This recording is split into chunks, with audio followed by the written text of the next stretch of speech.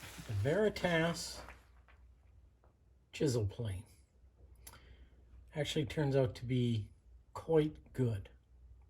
If you don't already own a plane, but you do own a good set of chisels and know how to keep them sharp, this plane will do a lot of basic planing tasks. It'll plane a flat surface. It'll do rabbets and rebates. With a narrow chisel, you could do dados and grooves. It holds the chisel very firmly. It doesn't move, wiggle, or wobble. The back of the plane is a nice shape for your hand. For a 1-inch chisel, it comes right to the edges on both sides.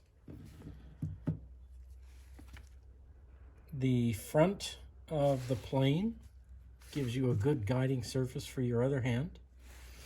I've been using it to make it very visible for viewers to see, but normally you'd hold it like this, and that gives you very good coverage and allows you to see into the working zone on the dexter side of the plane. It is plenty heavy. It's good and solid. The bottom is completely flat. The one side is perfectly 90 degrees to the bed. The other side has the structural holding on it, so it can't be used that way. All in all, I think that for the money, this would be an absolutely fantastic starter plane.